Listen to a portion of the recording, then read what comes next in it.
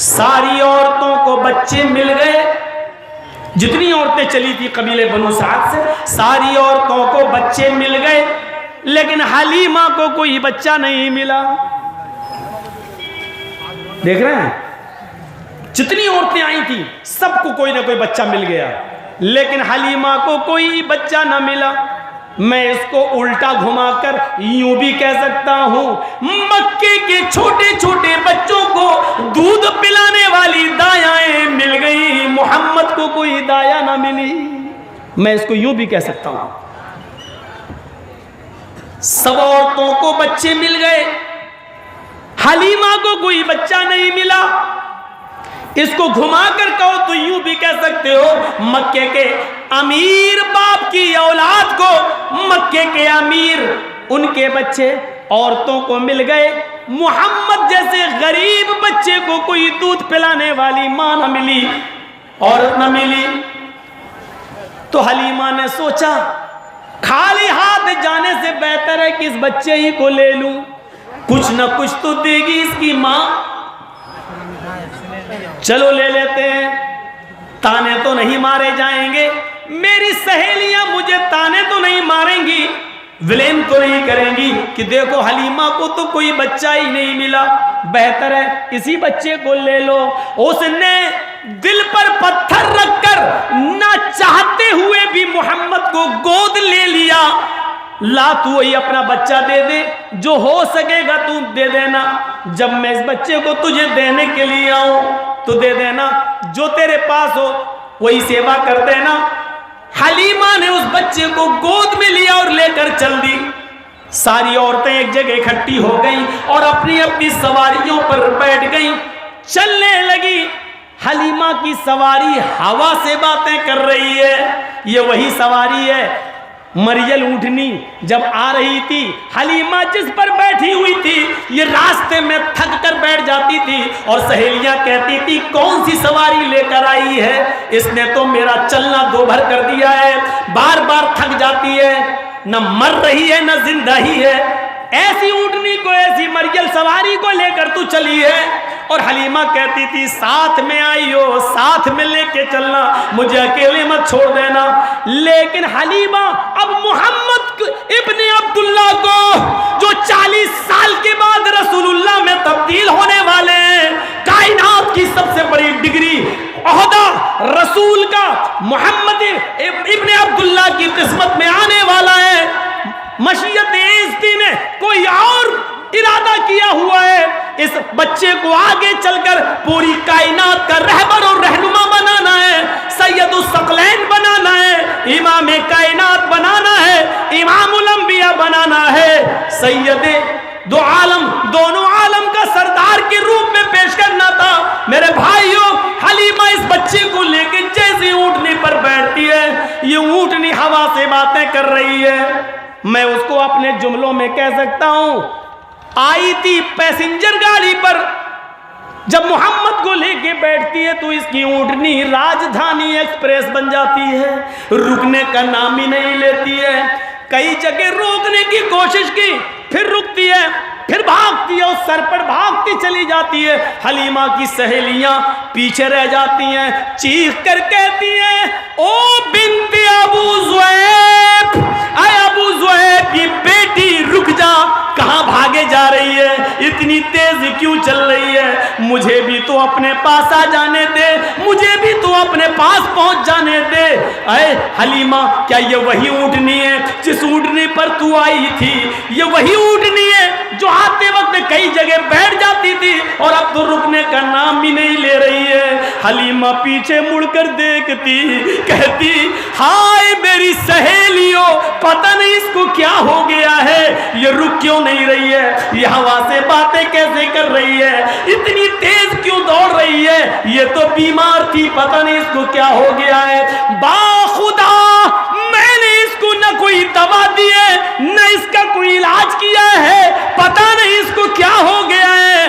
बाखुदा मुझे तो इस बच्चे की कोई बरकत नजर आ रही है, मुझे तो इस बच्चे की कोई करामत नजर आ रही है, मुझे तो इस बच्चे में ही कोई कशिश नजर आ रही है।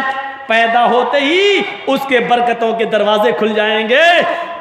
कल की पुराण में जो भविष्यवाणी की थी पैदा होते ही मोहम्मद रसूलुल्लाह के अंदर, मोहम्मद इब्न अब्दुल्लाह में ये बरकतों के दरवाजे खुले। और जिस धर्म के अंदर ये मंत्र लिखा हुआ है उस धर्म के बड़े बड़े महान पुरुषों का हाल क्या रहा है। कृष्ण जी जब छोटे थे, आज भगवान का दर्जा मिला है ना कृष्ण भगवान, कृष्ण जी जब छोटे थे तो माँ पूछती थी, बेटा मैं सुबह उठती हूँ तो मक्खन गायब देख लेती हूँ, ये मक्खन कौन चोरी कर लेता है। इसको आसान हिंदी भाषा में यूँ कहा गया, कृष्ण जी उसका जवाब देते थे। माँ कहती बता बता चोरी की तूने, मक्खन चुराया। तो कृष्ण जी उसका जवाब देते थे, मैया मोरी मैं नाही माखन खायो, मैया बोरी मैं नाही माखन खायो, भोर भयो गैयन के पाछे मधुबन मोए पठायो। ये बाकायदा हिंदू धर्म की किताबों में लिखा हुआ है। मेरी माँ मुझे मक्खन की चोरी का इल्जाम न दे, मैंने मक्खन नहीं खाया। भोर भयो गैयन के पाछे मधुबन मोए पठायो, सुबह होते ही तू मुझे उठा देती है और गायों को लेके मैं जंगल में चला जाता हूँ। जब सुबह ही चला जाता हूँ तो मक्खन कब खा लूँगा। मेरी माँ मैंने मक्खन नहीं खाया। यहाँ पैदा होते ही चोरी का इल्ज़ाम लग रहा है, बाद में बड़े होकर उनको भगवान का दर्जा दिया जा रहा है। यहाँ मोहम्मद इब्न अब्दुल्लाह 1.5 महीने के हैं। हलीमा का अपना बयान है, इस ऊँटनी पर लेकर बैठती हूँ तो वो ऊँटनी राजधानी बन जाती है, हवा से बातें कर रही है। इतना ही नहीं, हलीमा कहती है उस बच्चे को लेके जैसी मैं अपने घर पहुंची, मेरे शौहर ने कहा ले आई हो बेटा। हाँ। कहा हलीमा इसका नाम क्या है। कहा बड़ा प्यारा नाम है, अरबों में ये नाम नहीं रखा गया आज तक। कहा क्या नाम है। कहा इसका नाम इसकी माँ ने बताया, इसके दादा ने रखा है मोहम्मद।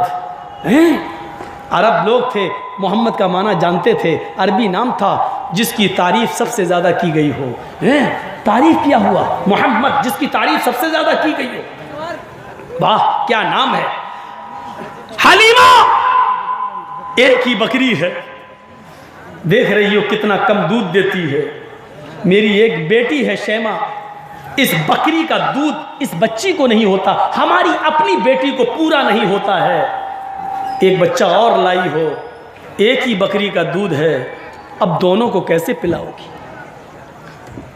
हलीमा कहती है कि अब ये भी मेरा ही बेटा है, जब तक ये मेरे पास है मैं इसको अपनी बेटी से अलग नहीं समझूंगी, इसको भी पिलाऊंगी इसको भी पिलाऊंगी, मैं मतभेद नहीं करूंगी, ऊपर वाला कुछ करेगा।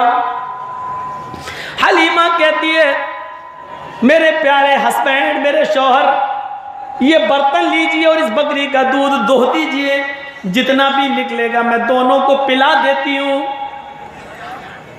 हलीमा का पति, हलीमा का शौहर बर्तन लेता है, वो मरियल बकरी जो इससे पहले उठती नहीं थी, जब तक उसको उठाओ नहीं, है उठ उठ डंडा मार के उठाते थे तब उठती थी, इतनी कमजोर लागर बकरी।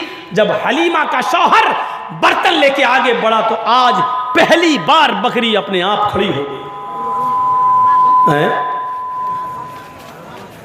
अपने पैर चीर लिए और हलीमा के शौहर ने इन दोनों पैरों से बर्तन दबा लिया, ये हिस्सा पैरों का अपने पीछे कूल्हों पर लगा लिया, बैठ गए और बकरी के दोनों थन से दूध दोहना शुरू कर दिया। आज ऐसा लग रहा है जैसे सावन भादों की बारिश हो रही हो। वो बकरी 100 ग्राम से ज्यादा दूध उसकी थन से नहीं निकलता था, आज दूध रुक ही नहीं रहा है। उसका हस्बैंड कहता है हलीमा दूध दोहता हूं, दूध उतना ही फिर फूल जाता है, जैसे पंचर साइकिल के ट्यूब में हवा भरो तो भरती चली जाती है, ट्यूब फूलता है, मैं दूध दोहता हूं थन फिर फूल जाता है। बार बार दो रहा है उसका पति।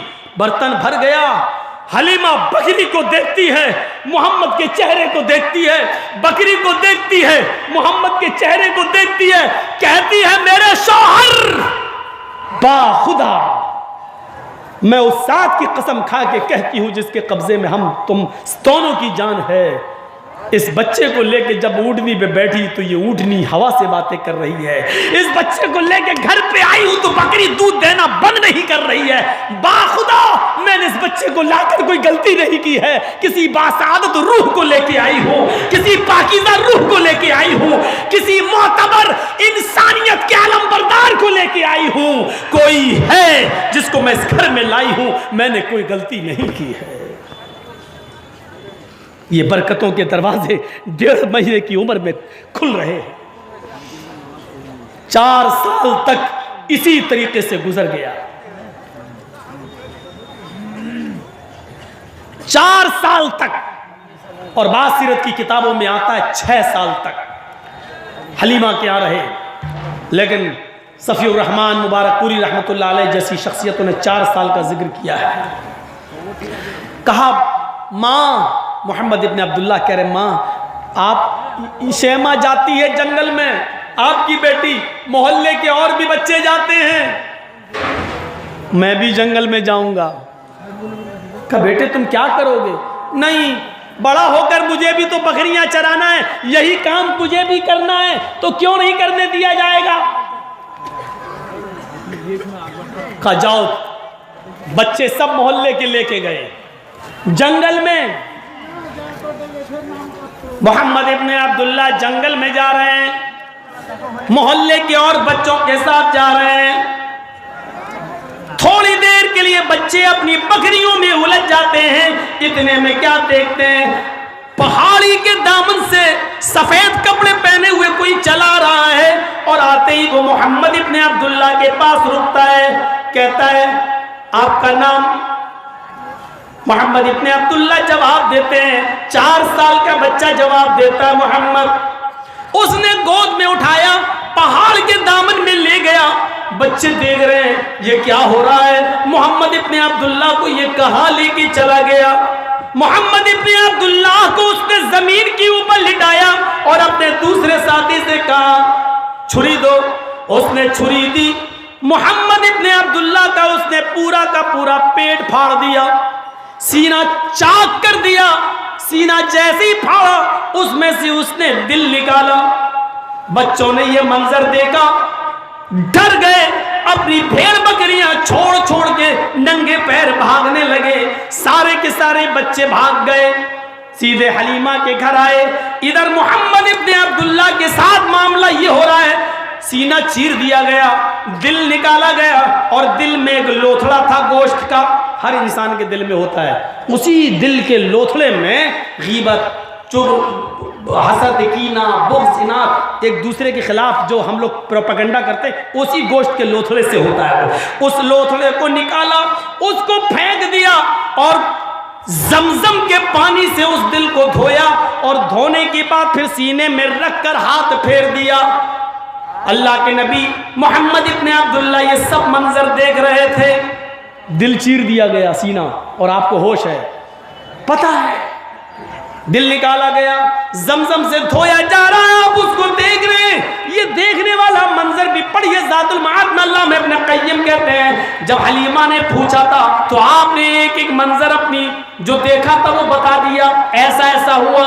ये सारे बच्चे जब हलीमा के पास पहुंचे, हलीमा उस वक्त खाना बना रही थी, आटा गूंद रही थी। हलीमा ने पीछे मुड़ के देखा, कहने लगी बेटी शैमा तुम आ गई हो, ये सारे बच्चे भी तुम्हारे पीछे पीछे आ गए हैं। बकरियां कहाँ हैं, भेड़ें कहाँ हैं जो तुम चराने के लिए गई थी? क्या बात है, तुम्हारे चेहरे फक क्यों हैं, चेहरे पर मायूसी कैसी है? हलीमा अभी सवाल पे सवाल करती जा रही है, बच्चे कुछ बोल नहीं रहे हैं। इतने में उसकी नजर पड़ती है, कहती है कि मोहम्मद तो दिखाई नहीं दे रहे हैं। एक बच्चे को मैं मक्के से लेके आई, वो बच्चा कहाँ गया? आई ना मोहम्मद, मोहम्मद कहाँ है? दिखाई नहीं दे रहे हैं। इन सारे बच्चों ने देखा हलीमा का चेहरा, कहने लगे कुतिला मोहम्मद, आए माँ मोहम्मद तो कत्ल कर दिए गए। कुतिला मोहम्मद, मोहम्मद तो मार डाले गए, मोहम्मद का तो कत्ल कर दिया गया। मैंने अपनी आंखों से देखा, एक आदमी ने मोहम्मद के सीने को चीर दिया, पेट फाड़ दिया। हलीमा सब रोटी पकाना खाना बनाना भूल गई। मैं अब्दुल मुत्तलिब को क्या जवाब दूंगी, अबू तालिब को क्या जवाब दूंगी, आमीना को क्या मुंह दिखाऊंगी। भागी भागी। मेरे भाइयों, काजी सुलेमान मंसूरपुरी लिखते रहमतुल आलमीन के अंदर, आजिलतन दिरहा, इतनी जल्दबाजी की हलीमा ने कि वो अपने सर का दुपट्टा तक ओढ़ना भूल गई।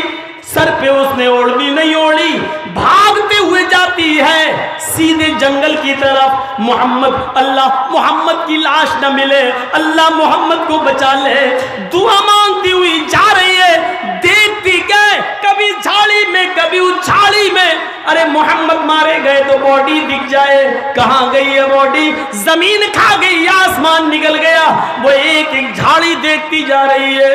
अचानक उसकी नजर उसी पहाड़ के दामन पर पहुंचती है जहां पर फरिश्ते ने उनका सीना चीरा था। मोहम्मद इब्ने अब्दुल्ला वहीं से खरामा खरामा टहलते हुए चले आ रहे हैं। आपके पैरों में कमजोरी है, चेहरा पीला पड़ा हुआ है, नकाह तो कमजोरी चेहरे पे झलक रही है, लेकिन जिंदा है। टहलते हुए चले आ रहे। हलीमा दौड़ती हुई मोहम्मद की तरफ लपकी, जल्दबाजी में गई, पकड़ के सीने से चिपकाया। बेटे क्या हो गया था तुम्हें? माँ मुझे नहीं मालूम, बस एक आदमी आया, उसने मुझसे पूछा क्या नाम है। मैंने कहा मोहम्मद। उसने अपने दूसरे साथी से कहा ये वही है जिसके पास हमें भेजा गया, वो हमें उठाकर इस पहाड़ के दामन में लाया। माँ मुझे कुछ नहीं मालूम, उसने मेरा सीना चीर दिया। सीना चीर दिया? तुम्हें मालूम है? हाँ मैंने देखा। तुम्हें तकलीफ नहीं हुई? नहीं माँ मुझे कोई तकलीफ नहीं हुई। फिर उसने मेरा दिल निकाला। क्या कह रहे हो तुम? हाँ उसने मेरा दिल निकाला, दिल से खराब गोश्त का लोथड़ा निकाल कर फेंका, यही कहीं पड़ा होगा। हैं? गोश्त का लोथड़ा भी निकाला। हलीमा आगे देखती है, ज़ादुल मआद में इब्न क़य्यिम लिखते हैं उसको दिल का वो गोश्त का लोथड़ा दिखाई दिया। बच्चा तो बिल्कुल ठीक बोल रहा है, गोश्त का लोथड़ा भी दिख रहा है, ये दिल का एक हिस्सा है। या अल्लाह ये क्या हो रहा है? दिल भी निकल गया, बेटा जिंदा भी है, सीना चीर भी दिया गया। इस 4 साल के बच्चे को मालूम भी है, सब कुछ पता है। फिर क्या हुआ?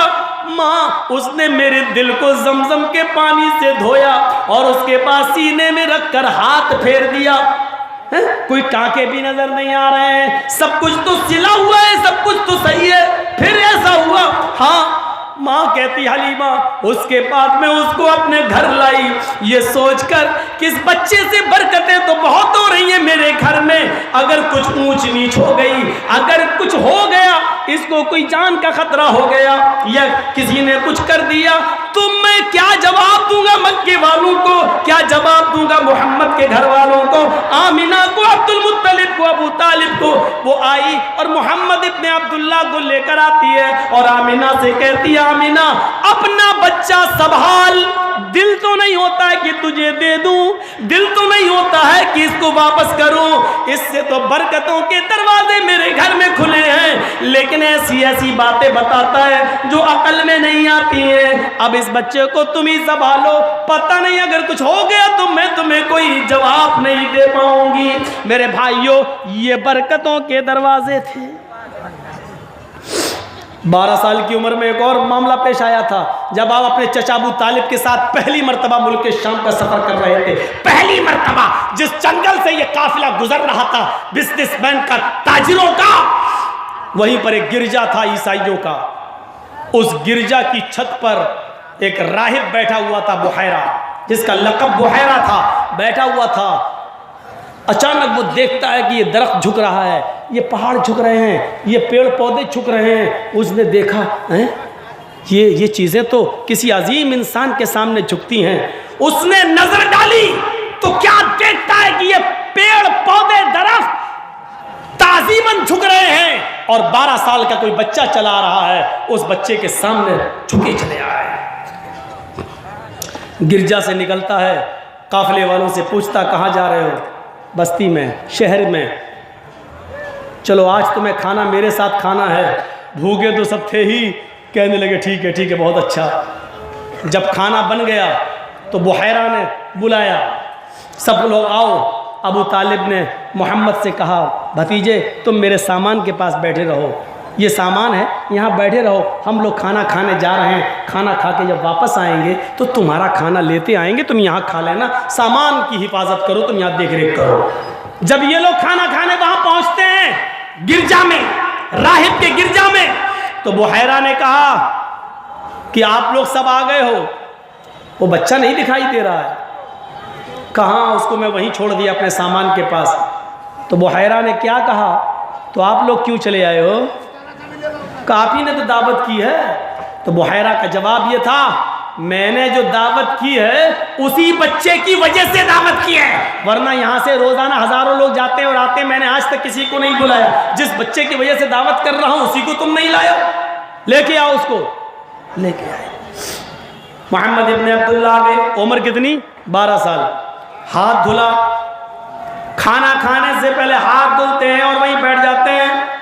सब लोग खाना खा रहे हैं, बुहैरा सिर्फ मोहम्मद इब्ने अब्दुल्लाह को देख रहा है। जब सब खाना खा चुके तो उसने सब लोगों से कहा, जाओ अब तुम लोग अपने सामान के पास जाओ। सब जब अपने सामान के पास जाने लगे तो उसने कहा, अबू तालिब तुम रुक जाओ। अबू तालिब को रोक लिया। अब अबू तालिब को रोकने के बाद बुहैरा ने पूछा, बुहैरा ने, आए अबू तालिब ये 12 साल का बच्चा किसका है? अबू तालिब ने जवाब दिया, ये मेरा बेटा है। बुहैरा ने कहा, अबू तालिब मैं एक बार और पूछूंगा, मुझसे झूठ मत बोलना। आए अबू तालिब, बड़ी उम्मीदों के साथ मैं तुमसे आज एक सवाल करने जा रहा हूं, मुझसे झूठ मत बोलना, सच सच बताना। आए अबू तालिब मैं दोबारा पूछ रहा हूं कि ये बेटा किसका है? अबू तालिब ने जवाब दिया, आए बुहैरा तुमने सुना नहीं मैंने क्या कहा? ये बेटा मेरा है। बुहैरा की आंखों में आंसू आ गए, रोते हुए कहने लगा, अबू तालिब अब तुम चले जाओ, अब तुमसे मजीद कोई सवाल करना बेकार है, इसलिए कि आपने झूठ की इंतहा कर दी है, जाओ। अबू तालिब ने जल्दी से मोहम्मद का हाथ पकड़ा और उसको लेकर दरवाजे तक निकले। जैसे ही दरवाजे से निकलने वाले हुए, दरवाजे को क्रॉस कर रहे थे, बुहैरा ने ललकार के कहा, आए अबू तालिब ये बच्चा तुम्हारा नहीं है। आए अबू तालिब दूसरा जवाब सुनो, इस बच्चे का बाप इस दुनिया में मौजूद नहीं है। आए अबू तालिब तीसरी बात सुनो, इस बच्चे का बाप इस बच्चे के पैदा होने से 2 महीने पहले जा चुका है, रुखसत हो चुका है, उसका इंतकाल हो चुका है। इतनी सटीक 3-4 बातें जब बुहैरा ने कही तो अबू तालिब पलट गए और बुहैरा को सीने से लगाया और कहा कि बुहैरा तुमने जो कुछ भी कहा उसका एक एक लफ्ज़ सच्चा है, लेकिन मैं इस बच्चे के सामने कभी ये नहीं कहता हूँ कि मेरा भतीजा है, मैं इसको अपना बेटा कहता हूँ, ताकि इसको कभी इस बात का एहसास न हो कि मेरा बाप इस दुनिया में नहीं है। मैं बाप की कमी पूरी कभी इसको होने नहीं देता हूँ, मैं अपनी औलाद से बढ़कर इसको मानता हूँ। मेरे बिस्तर पर यह सोता है जबकि मेरी सगी औलाद मेरे बिस्तर पर नहीं सो सकती है। बुहैरा कहता है, आए अबू तालिब ये तुम्हारा एक अलग मामला है, लेकिन मैंने जो किताब पढ़ी है तौरात, जिस किताब को मैं पढ़ता हूँ उस किताब के अंदर ये लिखा हुआ है। अबू तालिब ने कहा, लेकिन तुमने इसको कैसे पहचाना? कहा, जब मैं ऊपर छत पे बैठा हुआ था तो सारे पेड़ पौधे दरख्त पहाड़ इस बच्चे के सामने झुके जा रहे हैं और मैं देखता हूँ ये सारी चीजें ताजीमन उसी के सामने झुकती हैं जो आगे अल्लाह का नबी बनने वाला होता है, पैगंबर बनने वाला होता है, रसूल बनने वाला होता है।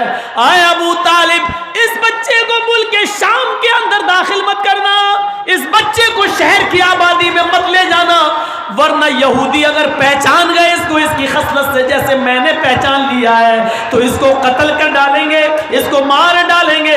वो चाहते हैं कि आखिरी नबी बनी इस्राइल में आए, मेरी कौम के अंदर आए, आखिरी नबी यहूदियों में आए, लेकिन वो तो आ चुका है, वो तो आ चुका है। ये 12 साल का बच्चा है, ये आगे चल के हाज़ा सैयदुल आलमीन, हाज़ा रहमतुल लिल आलमीन, ये आगे चल के सैयदुल आलमीन आलमीन बनेगा या आगे चल के रहमतुल लिल आलमीन बनेगा।